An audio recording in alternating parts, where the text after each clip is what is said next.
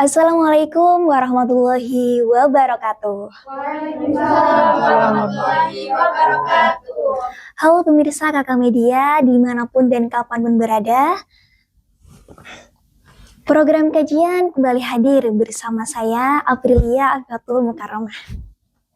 Selamat datang di program kajian, ruang dialog penuh makna yang membahas tentang agama, ilmu pengetahuan, dan segala hal penting yang relevan dengan kehidupan kita. Pada kesempatan kali ini, kita akan membahas topik yang sangat relevan dengan kehidupan kita, yaitu jangan biarkan dunia melelahkan hatimu, kajian pejuang.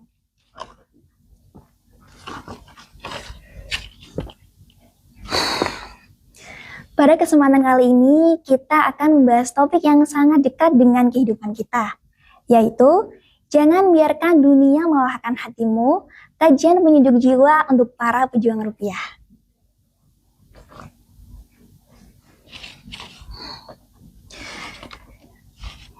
Pemirsa Kakak Media, seringkali kita melihat orang-orang di luar sana yang bekerja keras untuk menghidupi keluarganya. Bahkan beberapa dari mereka rela mencari penghasilan tambahan demi bisa bertahan hidup. Berbagai tekanan yang ada dan tuntutan seringkali tidak hanya membuat mereka lelah secara fisik, tapi juga lelah secara batin, mental, dan jiwa. Maka dari itu, untuk membahas lebih dalam lagi, di tengah-tengah kita kali ini sudah hadir, yaitu ada Kak Ismi Maya Halidah. Selamat datang, Kak. Selamat datang. Bagaimana kabarnya? Alhamdulillah. Alhamdulillah. Ya. Boleh saya hai dulu ke pemirsa Kakak Media? Halo teman-teman Kakak Media. Hai juga Kak. Hai Kak. Terima kasih ya Kak sudah berkenan meluangkan waktunya untuk hadir di program kajian kali ini. Sama-sama. Baik, mungkin kita bisa langsung masuk ke inti diskusi ya Kak? Boleh? Boleh. Pemirsa Kakak Media, di zaman sekarang sering kita temukan orang-orang yang berlaku tidak adil pada sistem ekonomi. Bahkan mereka rela korupsi hingga sebagainya.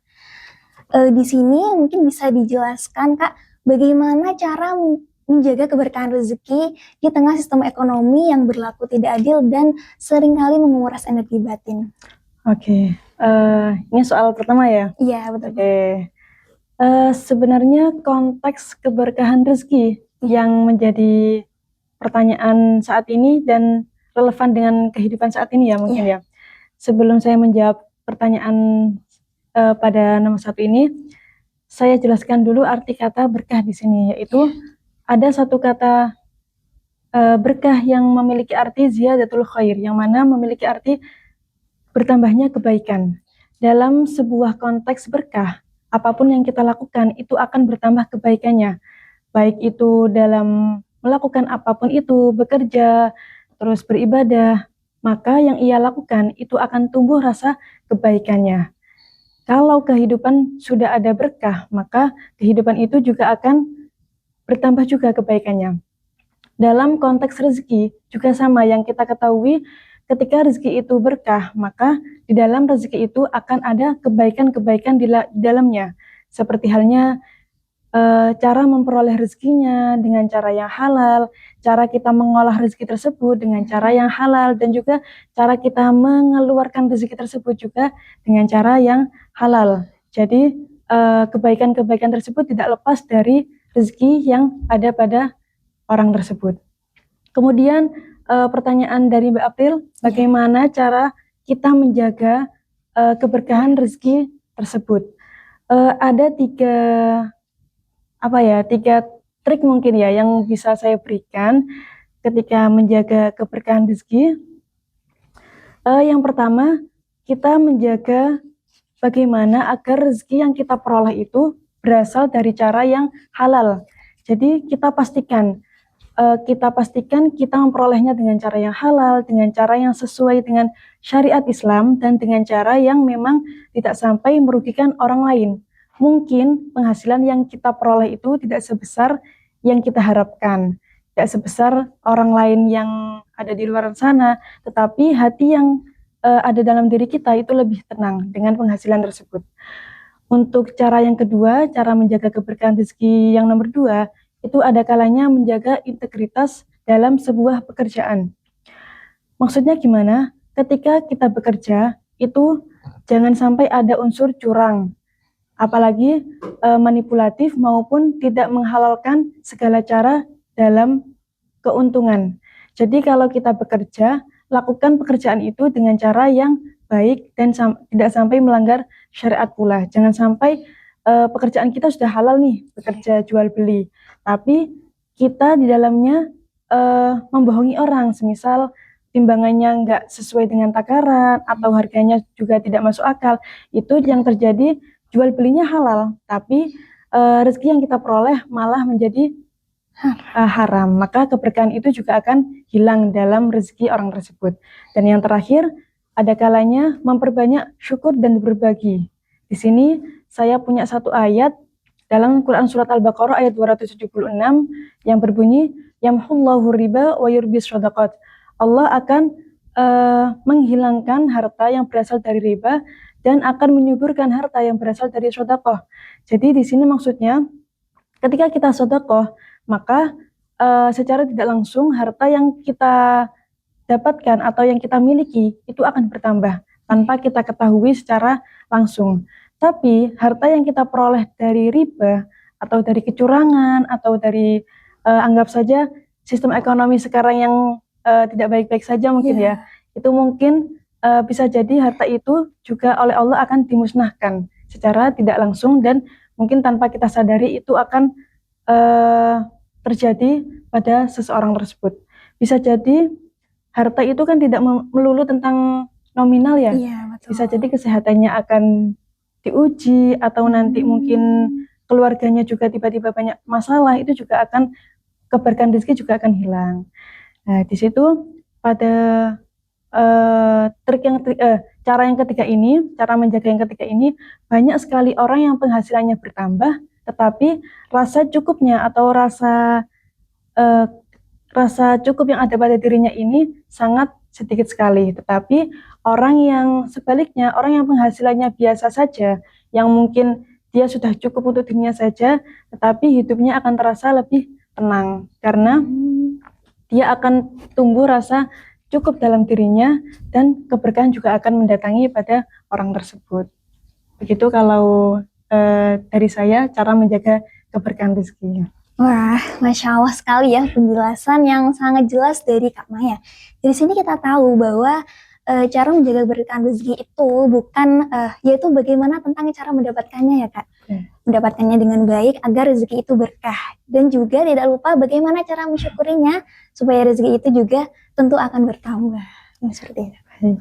Memasuki pertanyaan yang kedua, saya pernah mendengar Kak, di sini tuh ada stigma orang sukses itu harus kelelahan. Apakah memang benar begitu ya?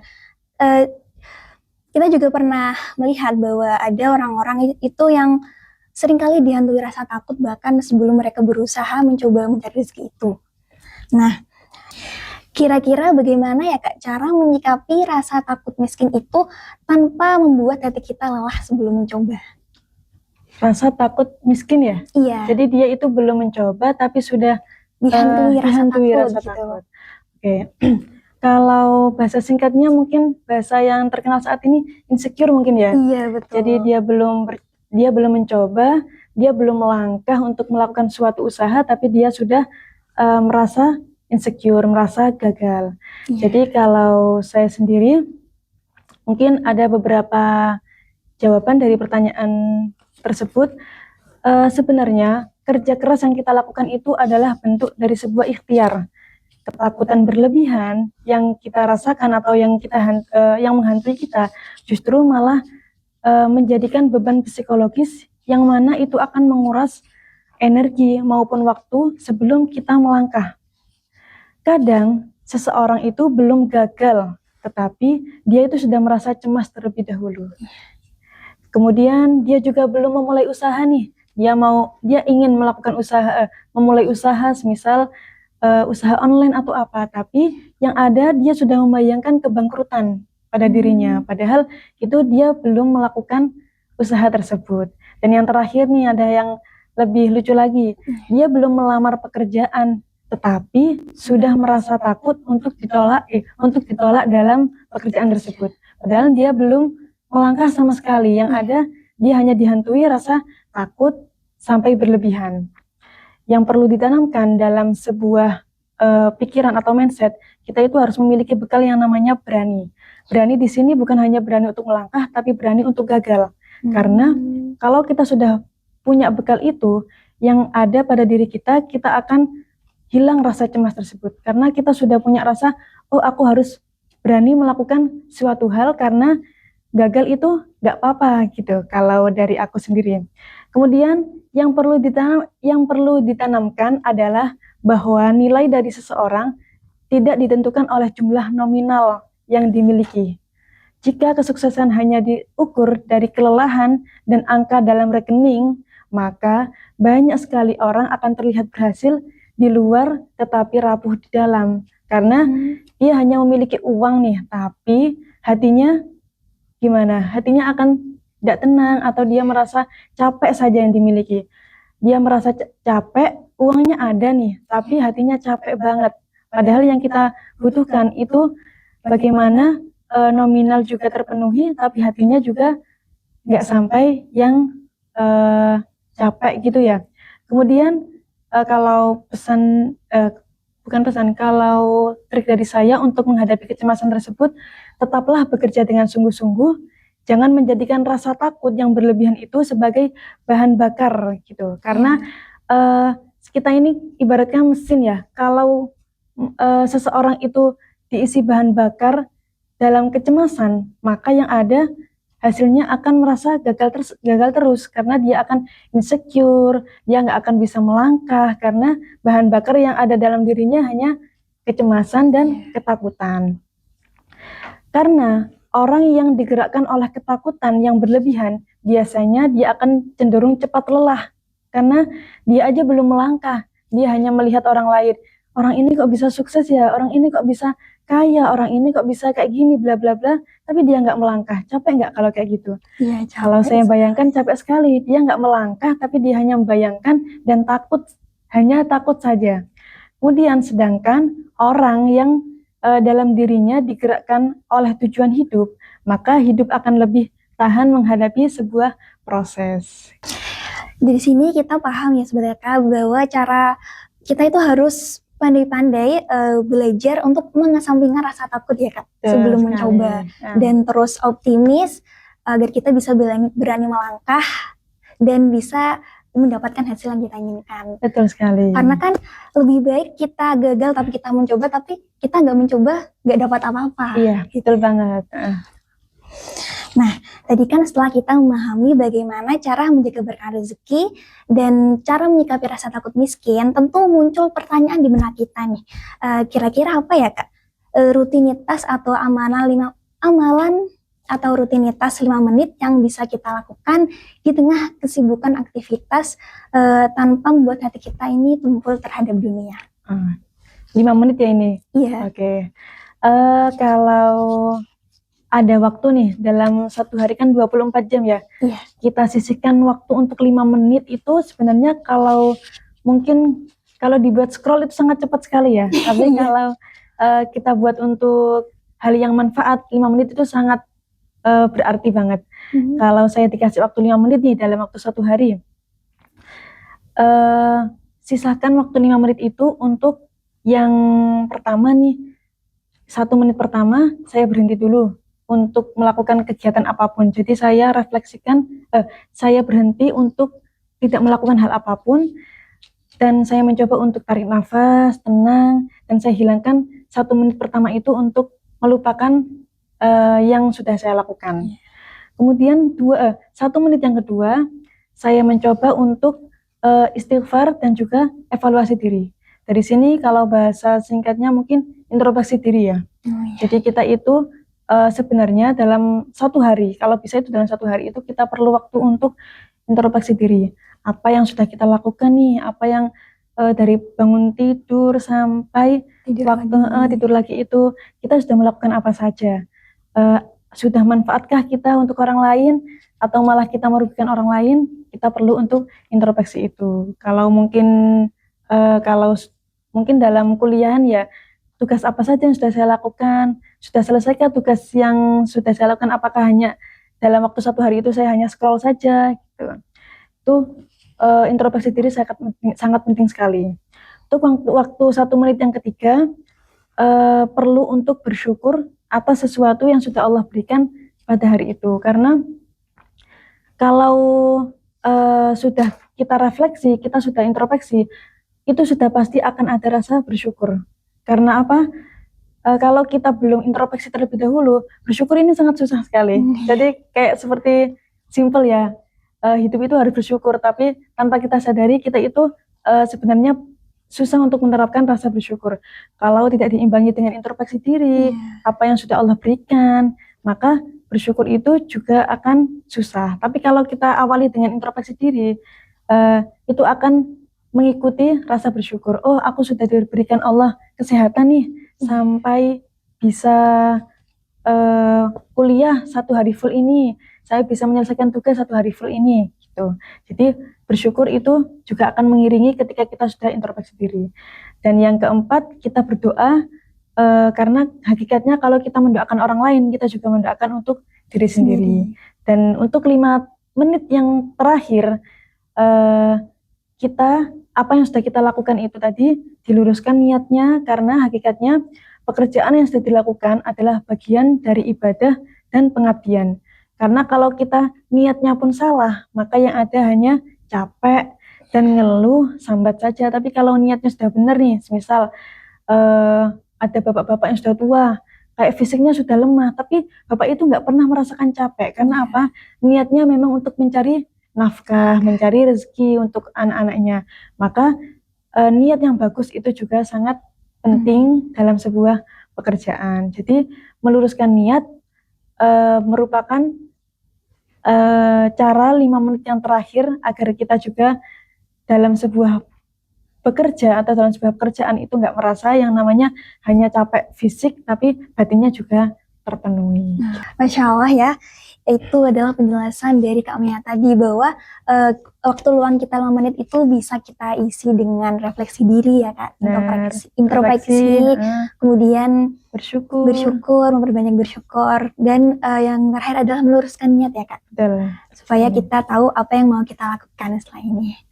Oh iya Kak, di samping ini saya tuh pernah mendengar statement bunyinya seperti ini. Kalau minta ke Allah itu jangan cuma minta rezeki, tapi minta waktu yang lapang. Supaya dengan waktu yang lapang itu kita bisa menjalani hidup yang terarah.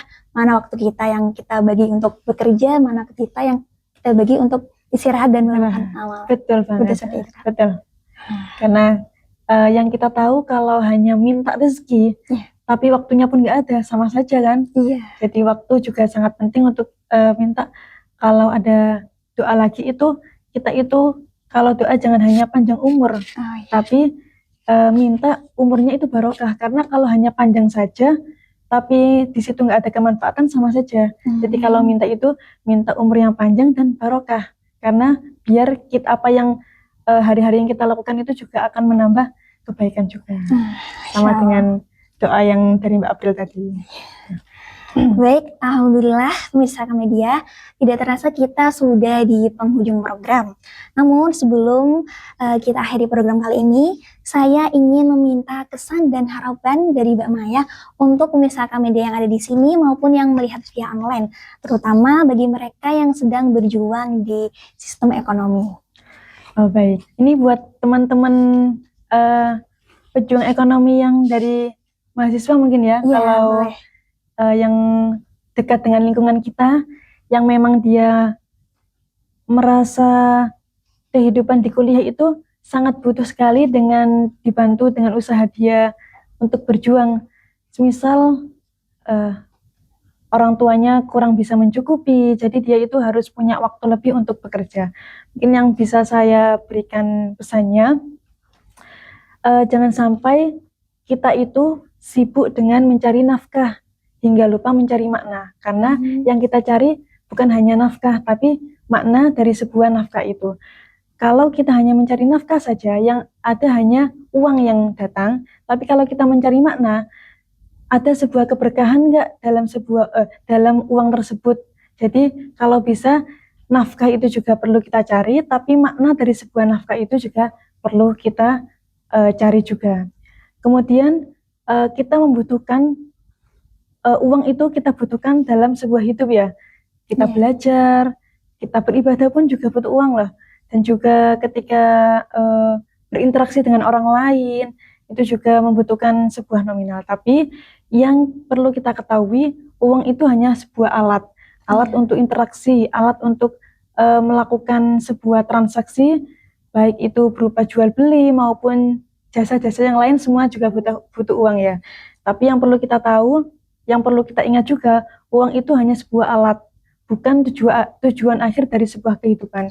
Jadi kita nggak perlu sampai mengejar uang itu sampai kita itu lupa dengan segalanya, lupa dengan apa yang kewajiban yang harus kita lakukan lagi, dan lupa dengan kesehatan kita, sampai kita mengejar rezeki itu tidak pernah sampai kita lupa dengan hal-hal yang lain yang mengikuti kita.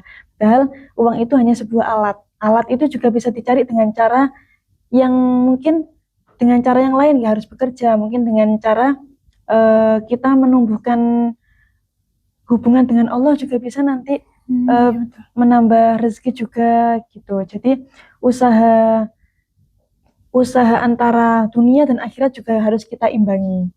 Untuk teman-teman yang lain juga, carilah rezeki sebanyak mungkin, tetapi jangan biarkan rezeki itu menjadi satu-satunya alasan kita hidup.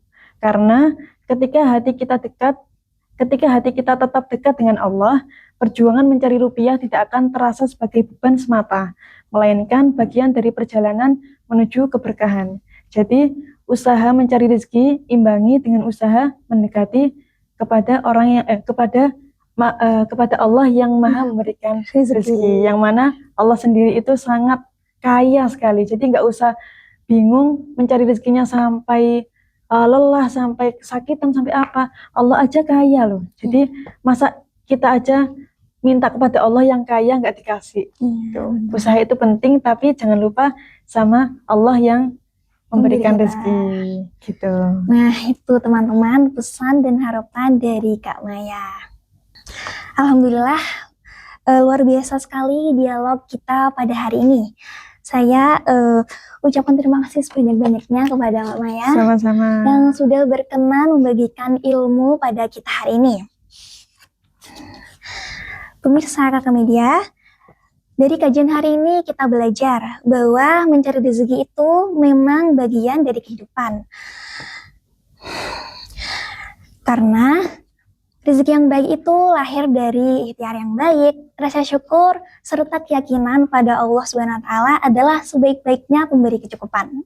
Semoga kita semua senantiasa dimudahkan dalam setiap langkah yang kita ambil dan kita senantiasa diberi ketenangan hati. Baik pemirsa Kakak Media, sampai jumpa di program kajian berikutnya. Saya Aprilia dan seluruh tim yang bertugas pamit undur diri. Wassalamualaikum warahmatullahi wabarakatuh. Waalaikumsalam warahmatullahi wabarakatuh.